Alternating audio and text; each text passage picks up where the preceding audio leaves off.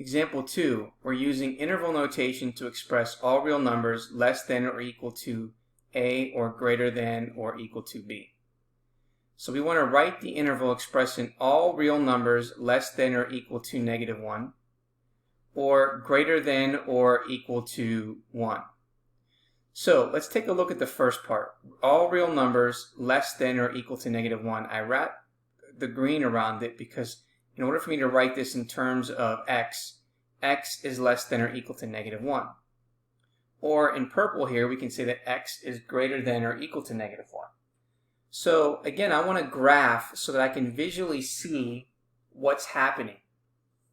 So we have three graphs ultimately. The first graph is I want to graph the x is less than or equal to -1. So here we have -1 and it's going towards -infinity. So when I want to write this in interval notation, this means that I'm starting at -infinity on the left and I'm going all the way to -1 with a bracket. Then I'm going to graph x is greater than or equal to 1.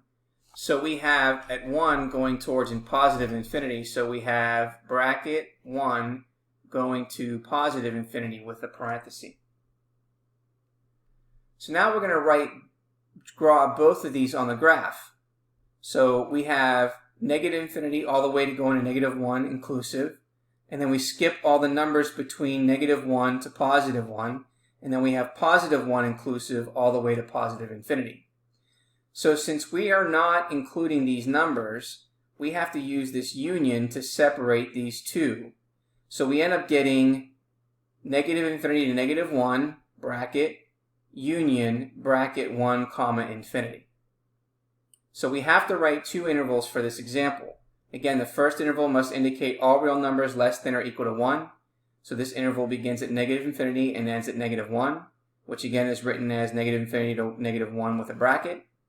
The second interval must show all real numbers greater than or equal to 1, which is written as bracket 1 to infinity. However, we want to combine these two sets, and we accomplish this by inserting the union symbol between the two intervals. Because again, over here, this is not included in our interval notation.